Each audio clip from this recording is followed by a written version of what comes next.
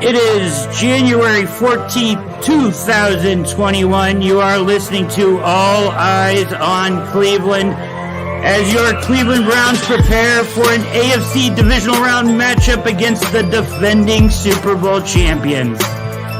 This is the Browns versus Chiefs preview edition with special guest Joe Valerio. We'll bring him on here momentarily. You start getting excited. It's All Eyes on Cleveland.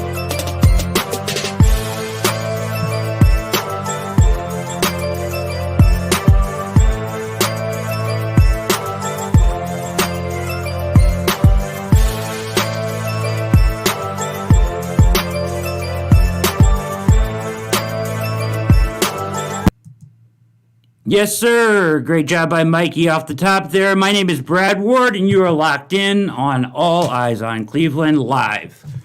Tonight is the very special divisional round. 2 nights in a row. Tonight is the Chiefs and Browns matchup show. Very special guest. I'm going to bring him on here. His name is Joe Valerio. He is the host of Bleav in Chiefs podcast. And also a former Chief himself, offensive lineman from the Chiefs from 1991 to 1996. Welcome to the show, Joe. How are you? Brad, thank you so much. I'm doing great. It's a pleasure to be here. I got to tell you, I'm prepared for this, show with you because I watched Bleav Land on Tuesday because I wanted to get ready for this game in all realms, in all aspects and possibilities. So I watched Bleav Land. Love Cleveland. I think it's a great city. I think it's a great team. Last time I was there, 1991, November 24th, Municipal Stadium. It was a very emotional game for Marty coming back there. It's just a really, and while I may host Bleav in Chiefs, played for the Chiefs, I'm an objective football fan, and I'm ready to see a great football game come this weekend.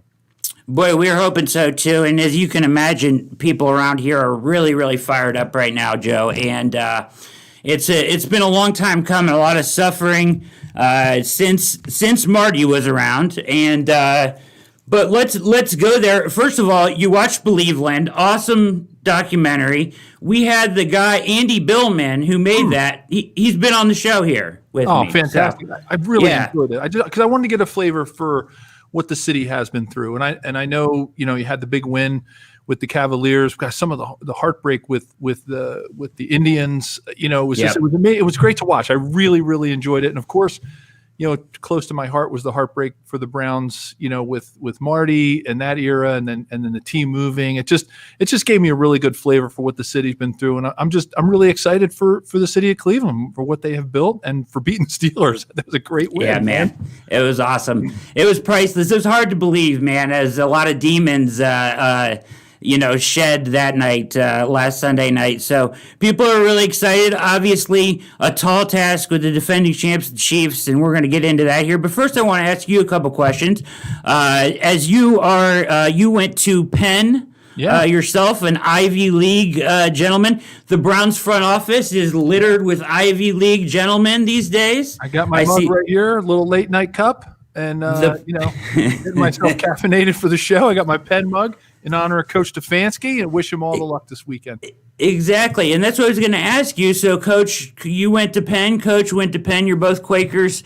Do you know Coach? I do know Coach, yeah. And if you know Coach, you know his family. The Stefanski family are Philadelphia legends. His dad was a local Philadelphia sports hero, both high school, went to Penn.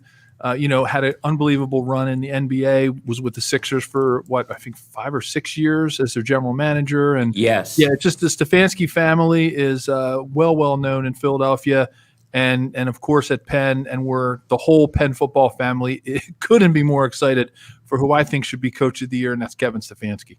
Yeah, me too, Joe. What he has done here has been nothing short of miraculous. Not just the winning, but the culture change that he has brought about has been amazing in such a short period of time. I don't know how he did it. You take 20 years of bad culture and losing and a lot of nonsense and chicanery and all the stuff that was going on with the Browns organization, and he cleaned it up and turned it around and you can see the evidence of the buy-in and the culture in 1 year, and it's pretty remarkable what he's done, Joe.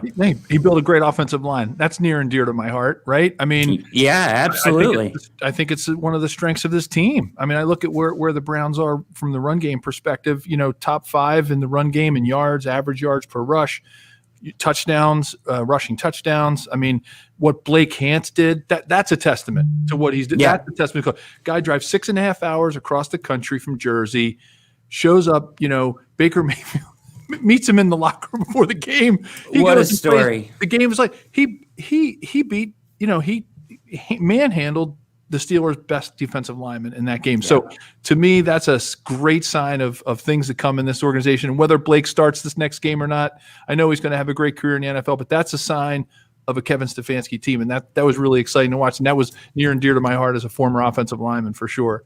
Yeah, it was tremendous. What him and Michael Dunn were able to do, being called upon in that situation, no practice, nothing, and be able to handle Cam Hayward that way is absolutely,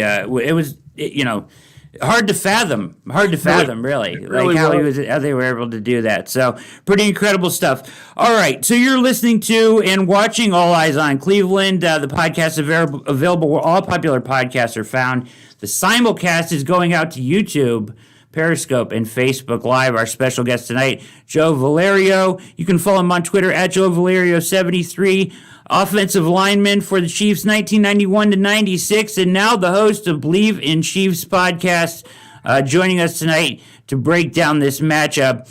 Joe, so I wanted to ask you first and foremost, did you expect the Chiefs to be playing the Browns? Do you expect them to be playing the Steelers more than likely, right? Well, more than likely, we were thinking they were going to be playing the Ravens. I mean, in all it would have been switched. That's right. In all honesty, that was what Jeff Fedotin, my co-host and partner on Bleav in Chiefs, we were talking about all kind of throughout the week. Did it on our podcast, and it was meant no offense to the Browns.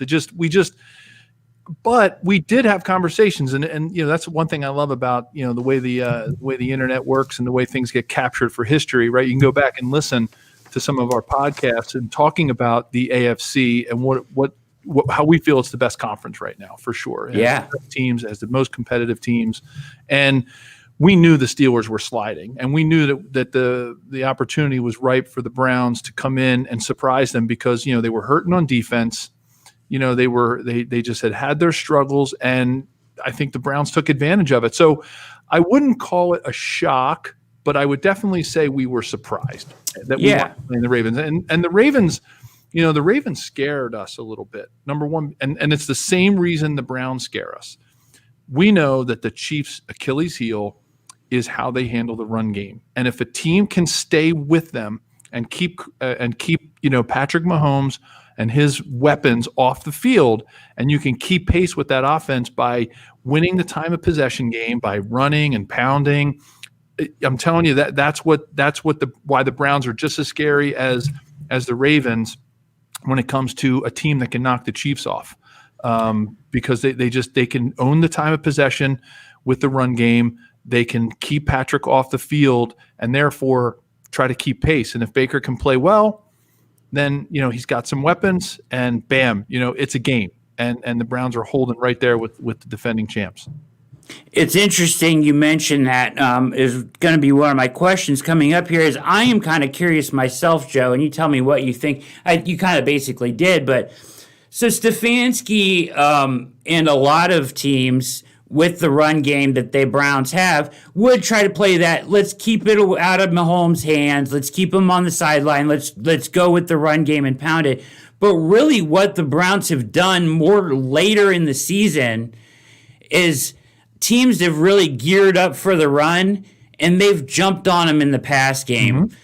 Play action early in the game, jumping out to leads, and then going back to the run has kind of been the formula. So they did against the Titans. The Giants geared up for the run, and they went pass heavy early. So I'm just kind of wondering if, because Mahomes is so scary, if he'll go run right away, like, hey, we got to do this the whole game, try to keep it out of his hands, or if he'll try to, do what he's been doing and jump, play according to how Kansas City plays, because I'm sure they're going to gear up for the run too, And if he's going to try to take advantage of that and throw early and come back to it, if he plays, hey, thinks he can score with Kansas City, or if it's more of like, let's play keep away. You know what I mean? No, it's great analysis, Brad. I think Coach Stefanski's, in my opinion, my humble opinion, I think the best strategy is going to be try to see what they can get away with in the run game and then take advantage after that.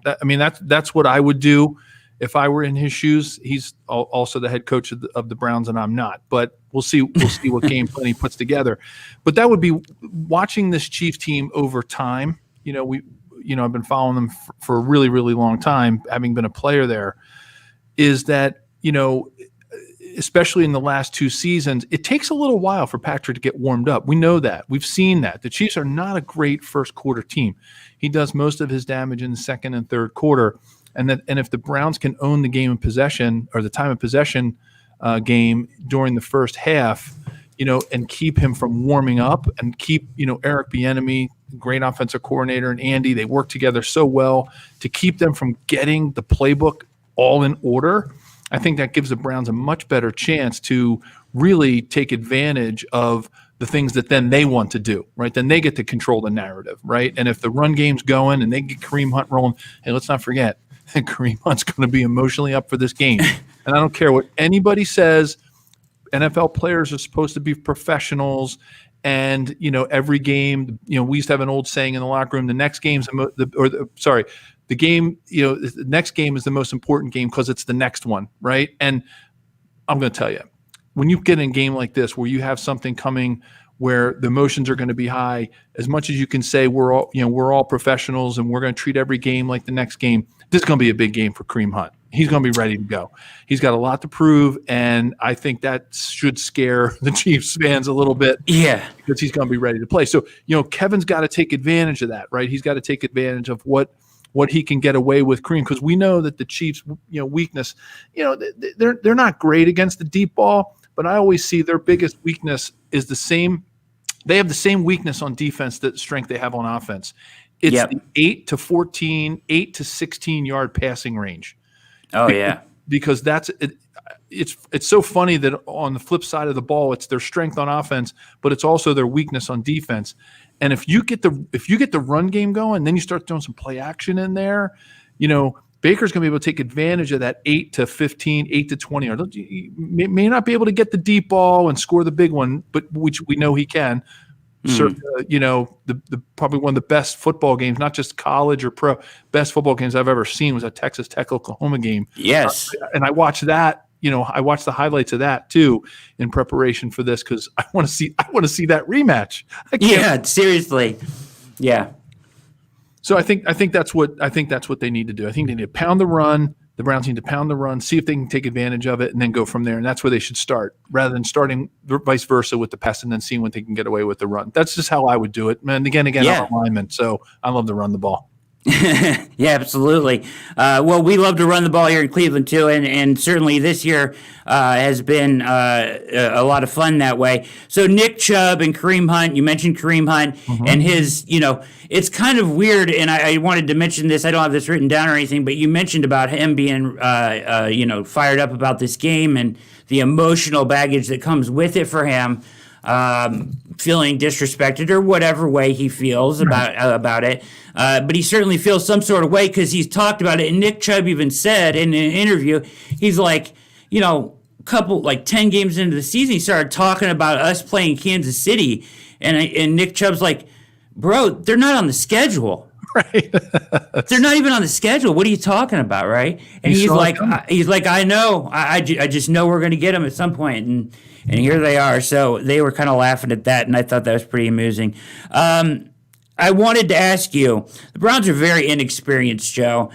Young team, probably for the majority of the team, with the exception of maybe 5 or 6 guys, the only playoff experience they have is last week.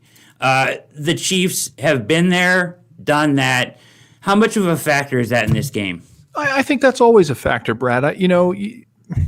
But I think also excitement and the energy is also a factor, and not that the Chiefs are going to get complacent and that they're just like, well, we've already been there, done that. They're very intent on running it back. And you can see that emotion. They're not a team, they want to be the first team since what was it 2003 or 4 when the Patriots did the back-to-back. I mean, it's been a long time. It's really hard to do, and I think the Chiefs are really dedicated to doing it.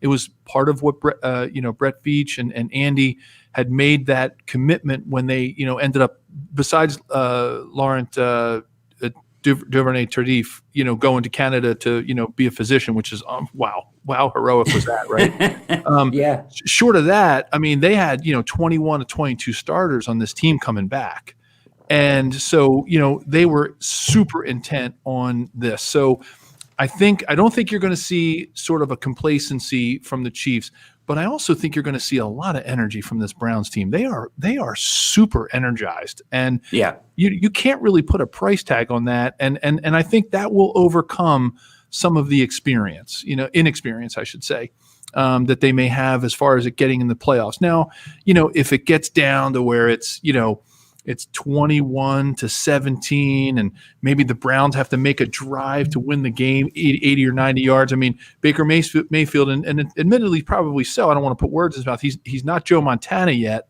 and he hasn't done, what someone like a Joe Montana or Tom Brady has done. So, that might be something that might come into play, but their energy is going to be really something that I think the Chiefs are going to have to overcome early. And I think the Chiefs.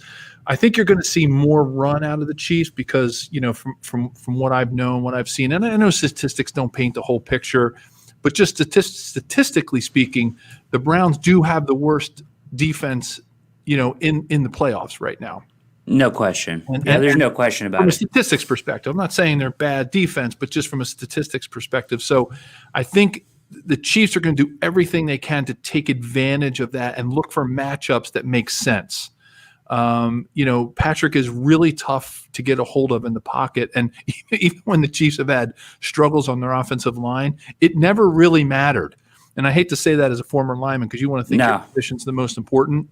They've had some struggles up front, but short of not getting as much push in the run game, it never really affected Patrick because he has an unbelievable, uncanny way of finding the open space. I see a lot of that in Baker. Where when the protection breaks down, both those guys can really find that open pocket right within the pocket, and I think that's what Patrick does really well.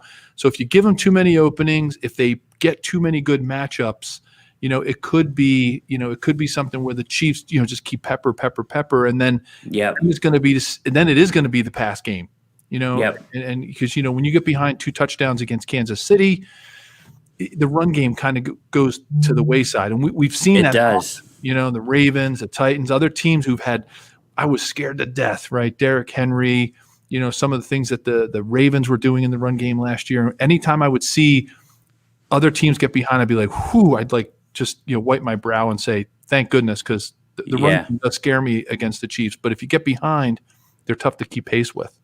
Absolutely. You're absolutely right. That run game goes out the window, especially when it's Chiefs. You just feel that impending pressure to have to keep pace with them. And it's certainly something that weighs on teams. So in my preparation, you were talking about some of the preparation you were doing. So in my preparation, I went back to the last game that they played with their starters, which was Atlanta, I believe. And I watched that Week 16 game, which was a back and forth kind of crazy game that Atlanta should have won if AJ Terrell doesn't intercept the ball and then lose it, and then they have a field goal to tie the game, and they miss that too. Atlanta does, and the Chiefs win. And they've played some close games more recently in the second half of the season here. Does that bother you at all, or were they just kind of like? There's a guy in town that when he talks about the Chiefs, he's like, don't worry about it. They're playing with one hand behind their back until the playoffs, right? Are they just kind of on cruise control until it matters? Brad, that's very astute. I saw, I don't remember which person in the sports media it was talking about. He was throwing out that concept that the Chiefs, that some of these close games were too close, right? Because they're 4-0 against playoff teams. Patrick is lights out against playoff teams. Yes. You look at the four playoff team games that he's played in this year and won. Yeah, it as a former player, it does scare me a little bit. I worry about that because Fedottin and I have talked about this on our podcast like a lot.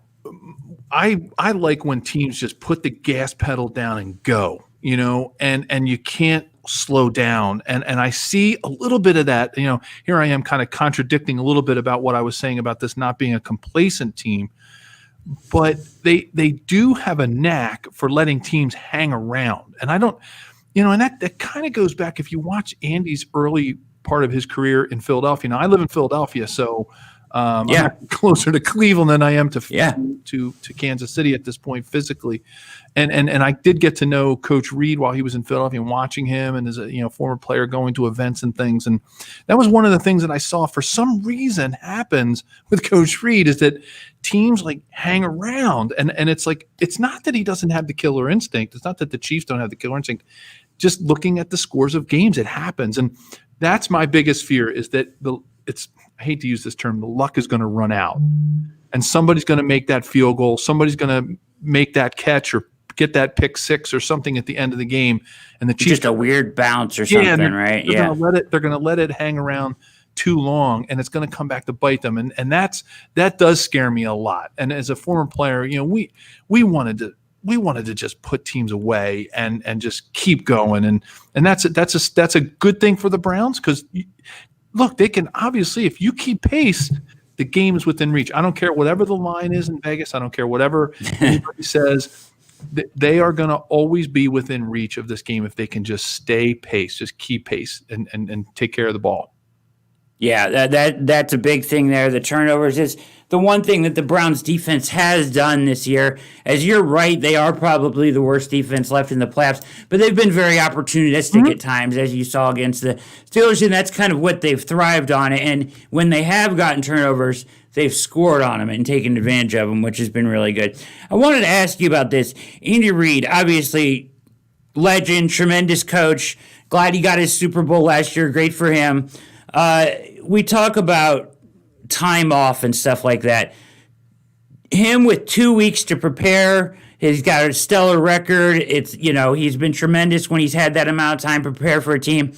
But this is like 3 weeks. Mm-hmm. Now, is there any concern about rust? 3 weeks off, that's a long time to not play a game for some of the starters, or Patrick Mahomes and some of those guys that sat in week 17?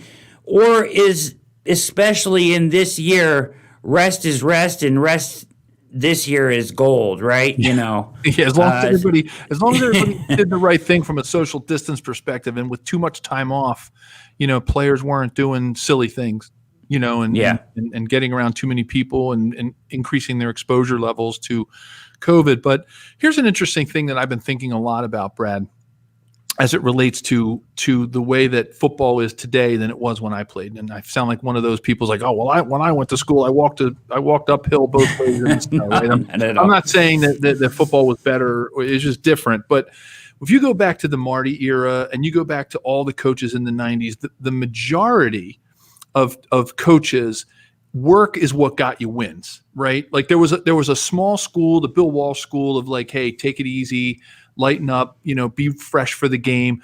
But if you look at the majority of teams through the 80s, 90s, and maybe even in the early 2000s, the goal was work hard during the week, be ready for the game. I think the players today are so used to not playing games but being prepared and ready for games that I think that whole rust thing kind of doesn't really matter as much anymore. It doesn't have as much of an effect, I think, on teams, because they're so used to just watching film, doing walkthroughs, doing run-throughs, getting timing stuff down, and then being physically ready for the game. It's not the era of old where, you had to practice 3 days and then, get ready for the game and hit all the time. Now, if you had taken one of those teams and taken 3 weeks off, I think they would be rusty, because they're so used to being grind, be ready for the game. I don't know if I made sense. There's a lot of words I just threw out there, but no, that makes a lot of sense. Actually, it really does. I think in this era, players are much better at adjusting to being off, and they're much better at, being able to go out and play without a lot of practice.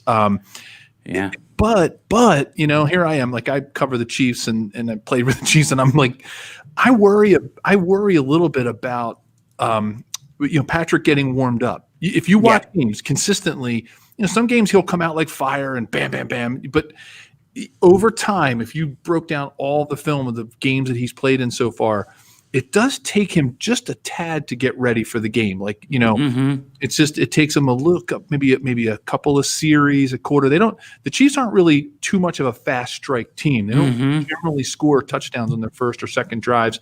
They kind of get the lay of the land. Eric Bieniemy gets the playbook ready. He and Andy are conversing, and then bam, and then they try to unleash the beast.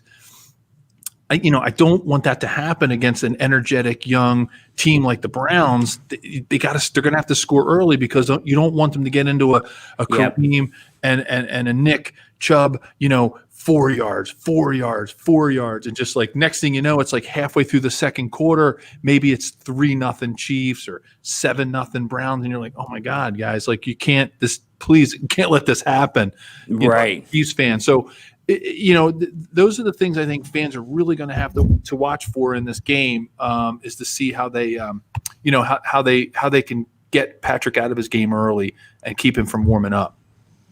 That makes a lot of sense. And your point about the guys with the rust, it makes total sense. Especially, look at the Browns last week, right?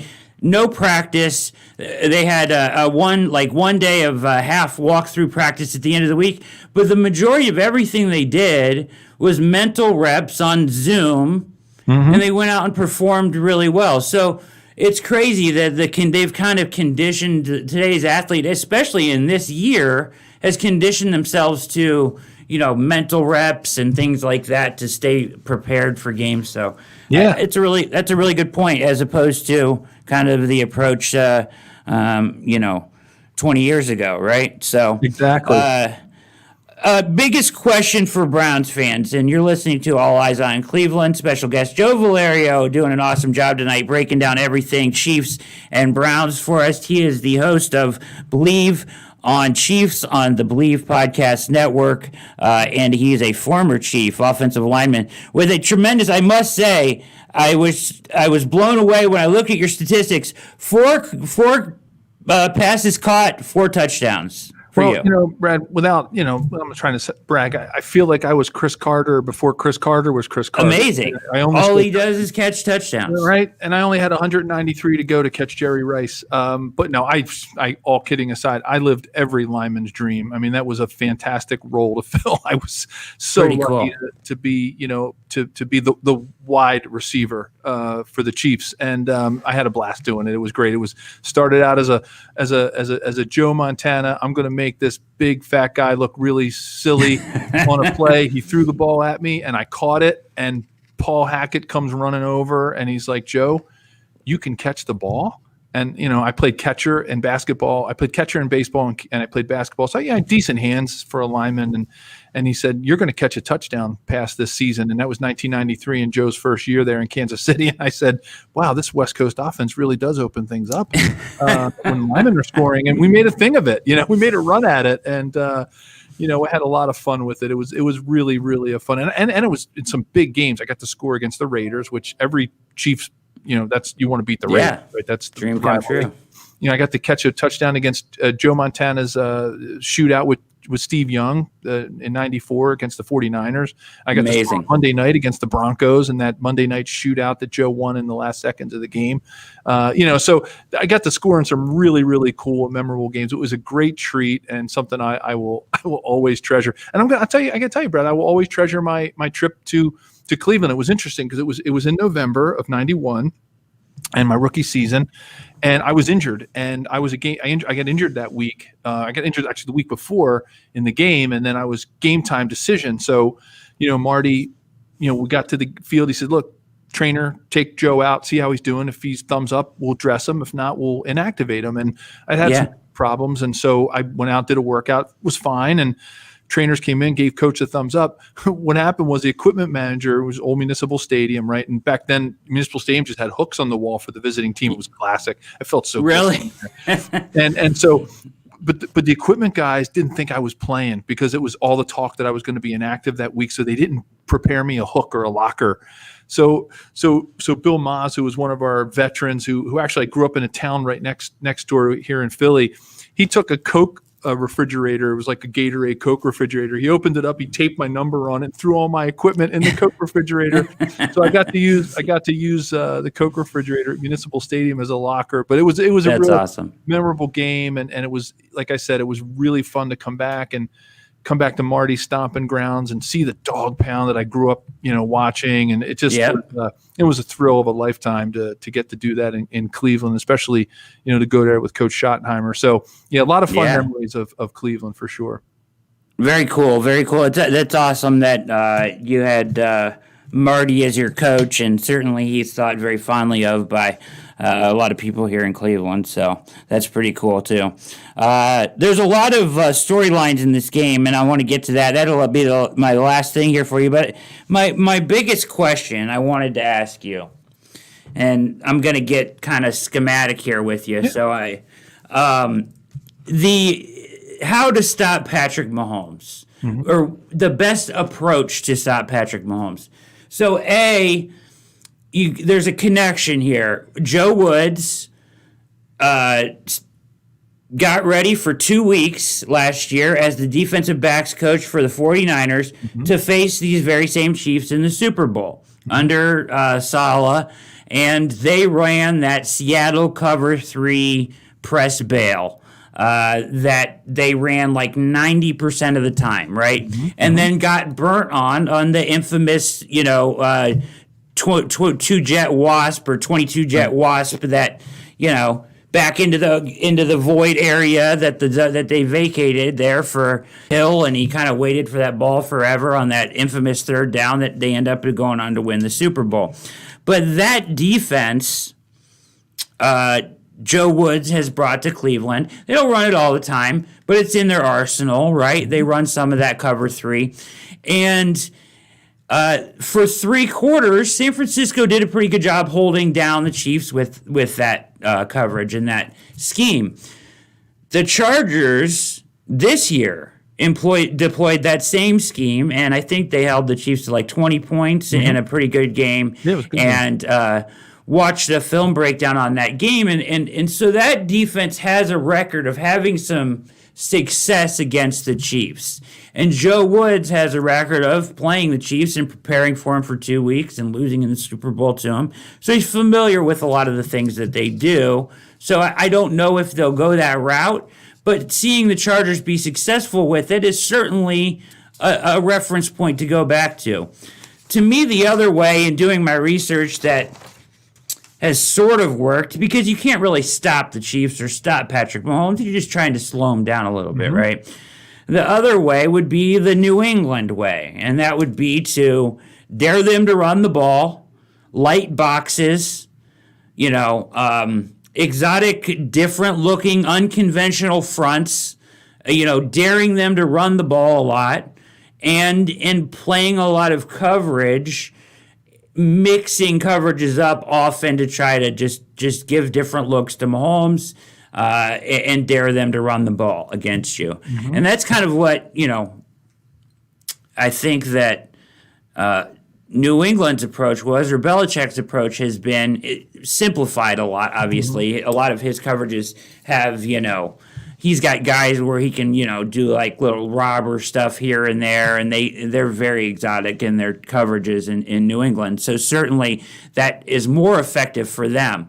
But if you had to choose which of the two you think would be more effective against Patrick Mahomes after, you've seen the Super Bowl, I'm sure you saw the Chargers game, and I'm sure you remember the games against New England. What do you think is the best way to approach trying to slow down Mahomes and this juggernaut of Kelsey and Hill and Edwards-Helaire or Le'Veon Bell? Go ahead. Yeah, that's great, Brad. That's great analysis and great look at all the types of defenses that have been successful, and some probably that have not been successful against the Chiefs. The way that I sort of see it happening for the Browns, if they're going to do it, is I'm a big fan of what a lot of people will call this. It's not a new defense, but we ran it when I was in high school and when I was coaching high school football. I coached for 11 years. We ran the same defense. We called it the 4-2-5. And what we did is we sort of dared teams to run the ball at us, right? By having 5 defensive backs or 5 defensive back types, right? One of those was generally a pretty quick linebacker type. So in essence, it was a 4-3 defense, but we called it a 4-2-5 because that one extra player was definitely a little bit more athletic than your typical middle or outside linebacker. So I think the more people you have from 8 yards of coverage dropping back, the better you're going to do against this team. No one's going to play man against this team. They're too fast. They're too big. With Kelsey as the post, I call him the post up man. Use a basketball analogy, right? You get him posting up, and you got players with the speed, because what the Chiefs do is, as fans will watch them, they not only use their speed vertically, they use it horizontally, right? They spread the field horizontally just as much as they do vertically. Their biggest plays come when you get Tyreek Hill going just 8-9 yards, going straight across the field as fast as he possibly can. So nobody's going to run man against him. So I think the more different colored jerseys you have back there for Patrick to try to pick out and who's who, I think the better chance you're going to have. And then the next step, after you've played that cover 3 or you've played that 4-2-5 like nickel type package, and you're daring them to run, is what I would call a mush rush. I think a traditional rush against Patrick seems to be sometimes ineffective. The Saints did it. The Saints really baffled Patrick for most of the game by rushing in a way that was almost like old school, like colonial war, right? Like the British versus the Revolutionary Army, like where they just kind of marched their defensive linemen up the field. And they tried to take away those little pockets that Patrick could kind of pop up into and buy that extra little bit of time, right? Because he does have great vision. But if you take away that extra little pocket and you can methodically rush him and get up in his face and not give him and get that push and not give him that little, like, the traditional rush, right? Picture the 2 tackles and then your guard and center, and picture the 2 defensive end types rushing up the field and creating that bow. And then around, what happens is if you go too deep on Patrick, he's gonna scooch up over the where the tackle washes the guy past. He's going to get that extra little second. He's going to find Kelsey. He's going to find somebody horizontally or vertically stretching the defense, and he's going to find it. But if you can march the defensive line up the field, look, I'm no defensive line coach, defensive coordinator. I don't know how to teach that or coach it. But when I see plays that break down for the Chiefs on offense, it's when you've taken away that little pocket for Patrick to move up in and get that extra second, half a second for him to let that team use their speed. And once you do that, that's where he's most effective. And I think if the defensive coordinators can find a way to combine those two things, a lot of bodies deep, 6-8 yards back and in a zone type configuration with sort of a mush rush. Let's forget about sacking Patrick Mahomes. Let's not worry about sacking him. Let's try to methodically move that offensive line back into his face and don't let him have that step up. Because once he gets that, he's great on the edge, but he's not like he's not Lamar Jackson on the edge. So if you can just, if a defensive end is going against the tackle and all of a sudden Patrick breaks to roll out, a good defensive end can shed that tackle and go get him and get him base. You just you just can't let him break the containment. But if you can kind of stay there with him and mirror him it's almost like 4 guys mirroring him, really, if you think about it. Yeah, you're absolutely right. I think that gives the Browns a good chance to shut him down a little bit. And then they'll force him to run, and then it's up to whatever Clyde Edwards-Helaire or Le'Veon Bell can do. So, and the Chiefs have a good line. They have, I love their line. I love what Andy has done as their coach, former player, Bears standout and great. But they're not the old hogs from, the old Washington days either that can just mash you, So, those are the things I think about, Brad. If I were a defensive coordinator, I would try to do. Yeah, it makes a lot of sense. Against Mahomes, you can't. I think of Myles Garrett, and every time it's a 3rd and long, you just see him go flying past the quarterback, and he's just trying to bend back, and you just can't do that with Mahomes because, You just open up running lanes. You open up lanes where he can step up and throw the ball. And to your point about man-to-man, Browns learned the hard way against Lamar Jackson trying to play man-to-man. Same thing with Patrick Mahomes. If you got corners and safeties and guys turning their heads the other way, Mahomes is going to run. Same thing with Lamar Jackson. So it's just something you can't really do against quarterbacks that way this day and age. Is play a lot of man, maybe sprinkle it in, but if you do it a lot, you're going to have a hard time. And rushing up the field like that, like you said, it has to almost be a controlled rush. You called it the mush rush, but it really has to be controlled and stay in front of him. Yeah. And it's not about the sack. You're absolutely right. And so get that out of their mind. Hey, Brad, interesting can I ask you a stuff. quick question? Like, what do you think? Something I've been thinking about and being, in Cleveland and Cleveland fan. How about these two teams that John Dorsey built, right? I mean, I've been thinking unbelievable.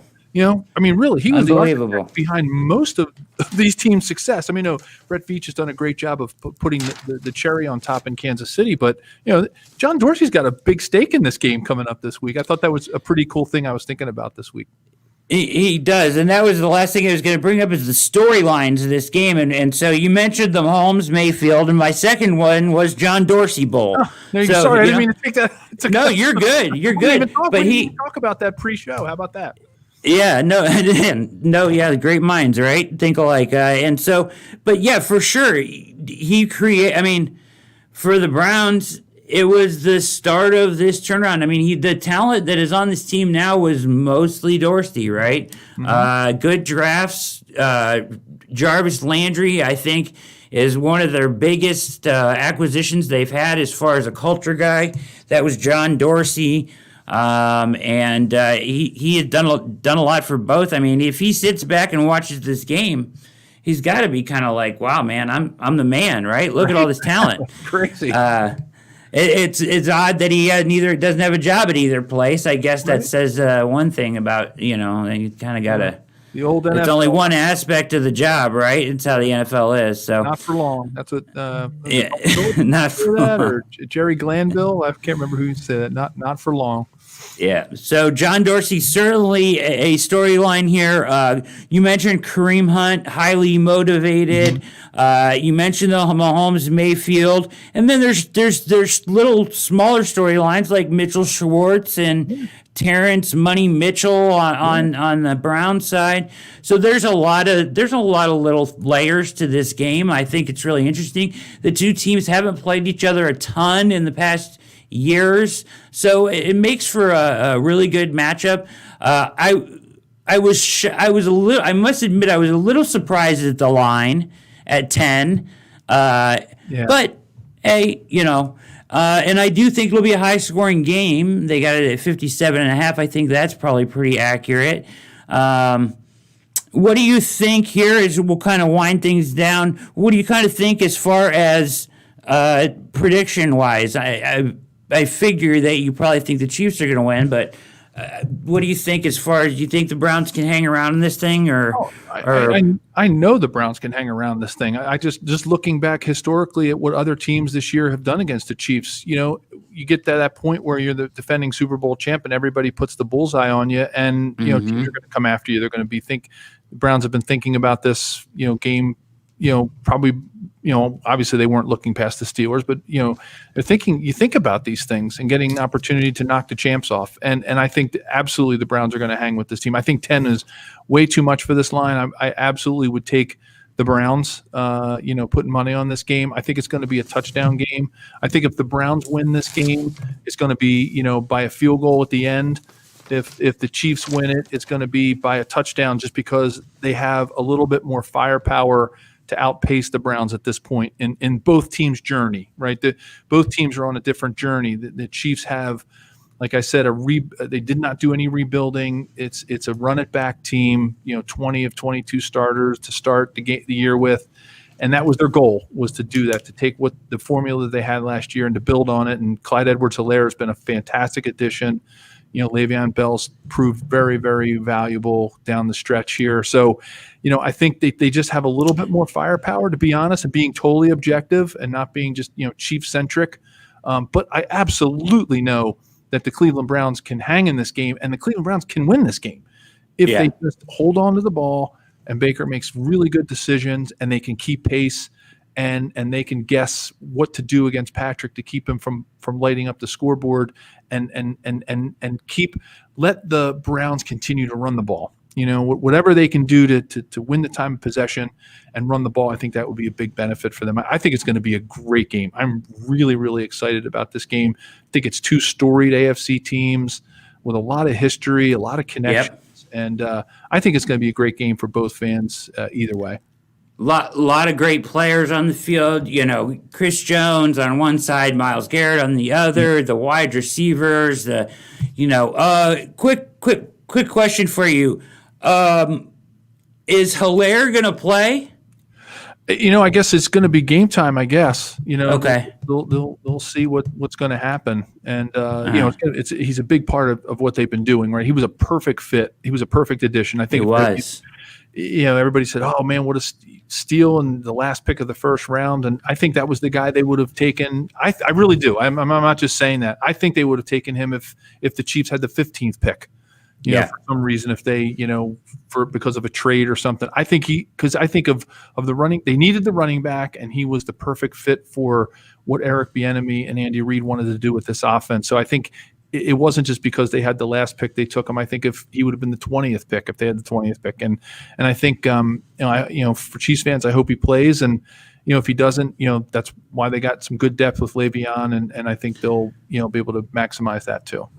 Do you think Le'Veon Bell how has he looked to you? Has he looked fresh, good? I mean, I know he's not the same as he was in his prime, but he's still in the Atlanta game. He looked good, So he's solid. He's solid, Brad. I mean, he's not going to put up the production numbers that Derrick Henry's going to put up. He's not the beast that he was, several years ago, but you know what? He's good. He's solid. He came in with a whole new attitude, and the Chiefs organization, much like what you see with the Browns and what Kevin Stefanski's building, if there was ever an organization, and I look at from the Browns' perspective too, and bringing in Kareem Hunt and some of the things that had happened in his personal life, and with Baker and different things and some of the swagger on and off the field and things like that. Yeah, there are two teams that have a culture that really minimizes a lot of that, I think.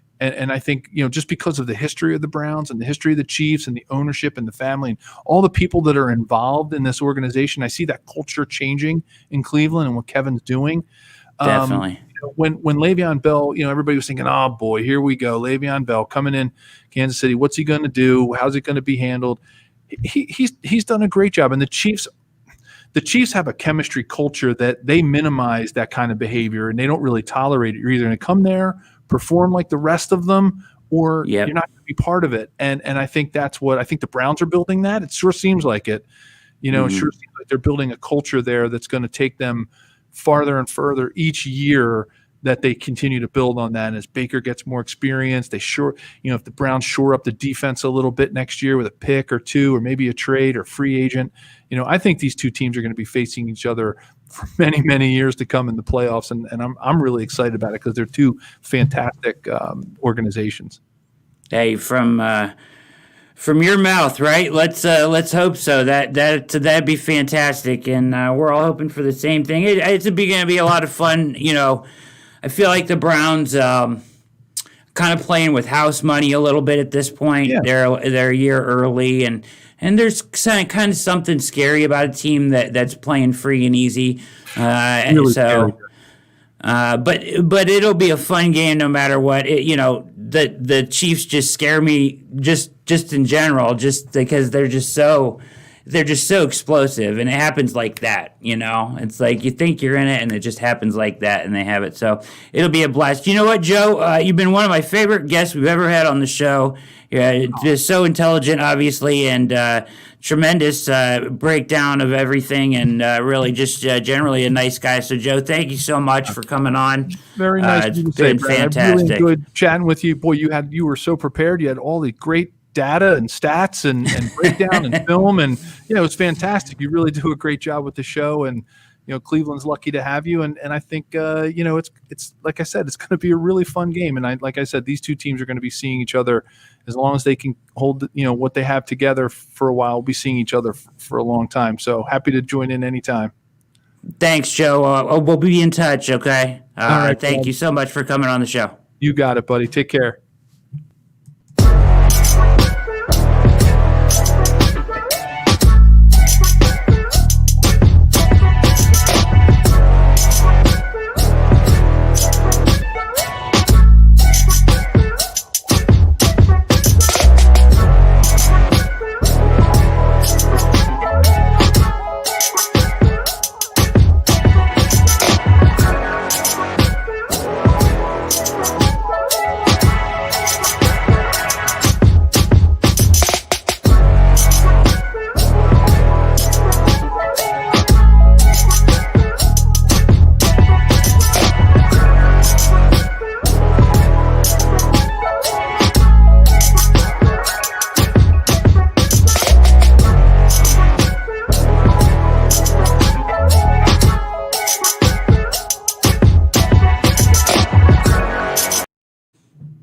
And we're back after that short break. Tremendous guest tonight, Joe Valerio, former NFL offensive lineman for the Kansas City Chiefs. Tremendous breakdown. Analysis was fantastic. What a great guy, right? Those Ivy League guys, I don't even know, man. Those guys are great. They're running the Browns perfectly. He's coming on the show. Gentleman, wonderful guy. Craig, with a couple of comments over here. See what we got here. Personality is welcome. Production is required. Absolutely. As that was, I think that might have been a Freddie saying, to be honest. And then that's not coffee. Okay, very good.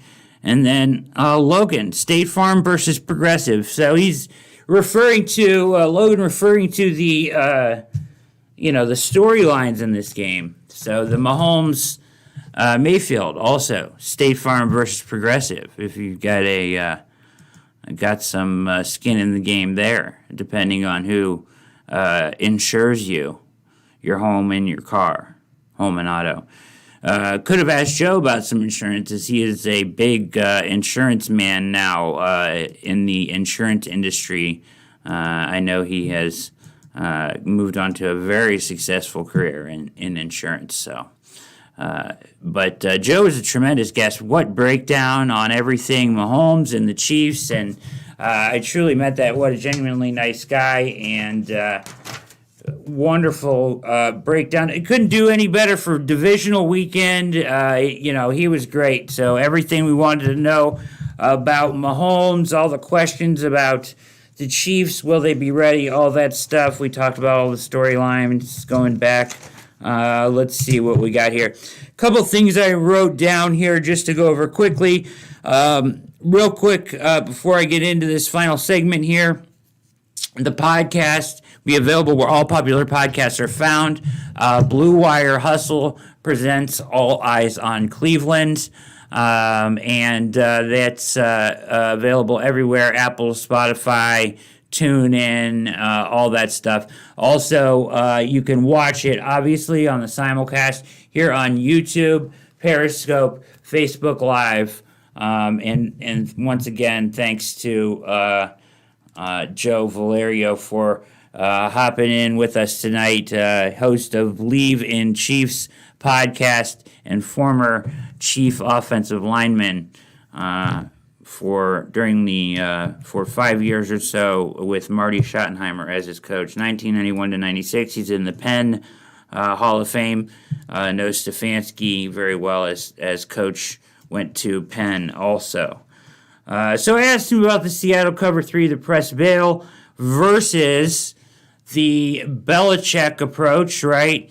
Of daring teams to run. He talked a little bit about the 4-2-5 look, and he kind of even mentioned the Viper or the hybrid guy that you would use in that situation, i.e. a Ronnie Harrison that maybe can cover Kelsey. Big questions, people talking about, how are they going to cover Hill? How are they going to cover Kelsey? I don't think you'll see Denzel Ward follow him from side to side. I think that they will play mostly zone, mix in with a little man here and there, depending on what they have. They're schematically, the Chiefs are very, how do I say this, opportunistic that way. So when they see there's certain things they're looking for, and if they see what they want, you'll see them take those shot plays. They'll be looking for little nuances in the defense, like, we got this.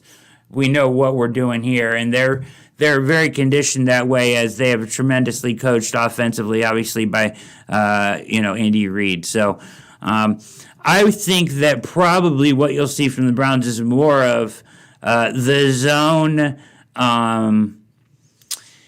contain rush, try not to have to blitz anybody, try to get home with 4 and put as many bodies back there as you can in maybe that cover 3 or a 4-2-5 type look, whatever zone you want to do. The cover 3, Seattle cover 3 press bill has had some success against them, as we've mentioned before, via the Chargers and San Francisco last year. So Joe Woods, got to remember, he spent 2 weeks preparing for this very team in the Super Bowl. So he has a lot of experience. He's probably watched a lot of tape. He got asked about it in his presser today and said that he really hasn't watched that actual Super Bowl, but would go back and watch some of the some other tape of the Chiefs, as some personnel has changed. And obviously, Joe Woods' whole defense has changed since then. It'd be nice to have Sherman out there on, and maybe, I don't even know, what's his name? Tart, Jaquaski Tart, or whatever his name is. It'd be nice to have those guys back there on Sunday from the San Francisco 49ers. Those guys are some good secondary players that he had at his disposal last year. All right, winding things down here on All Eyes on Cleveland. Massive game on Sunday. As I mentioned to Joe, the Browns kind of playing with house money at this point. They're a year ahead, in my opinion.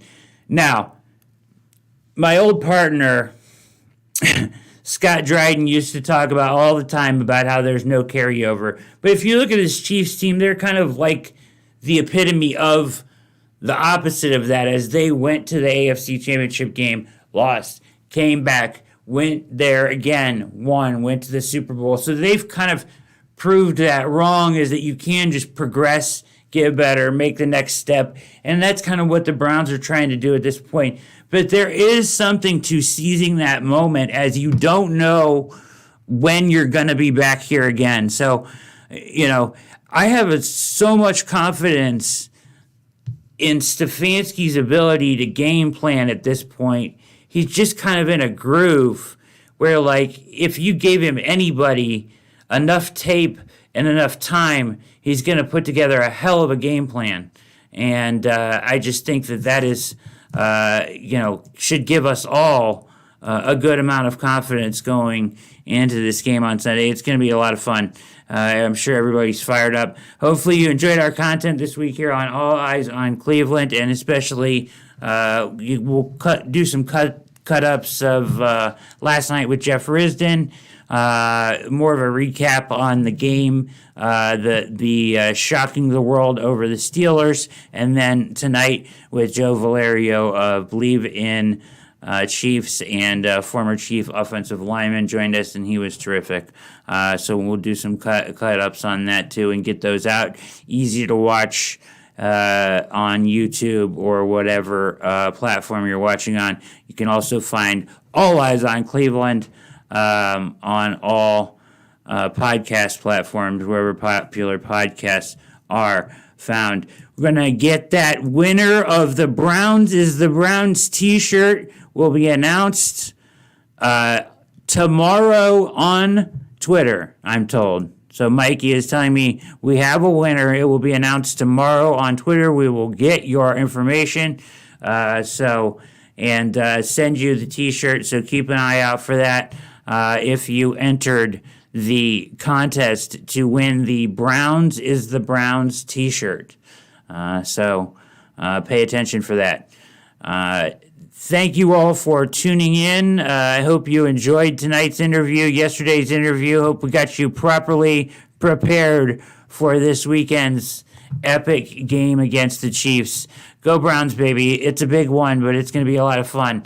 Thanks for tuning in. Blue Wire Hustle, thank you so much for presenting the show. All Eyes on Cleveland. For Mikey, my name is Brad Ward.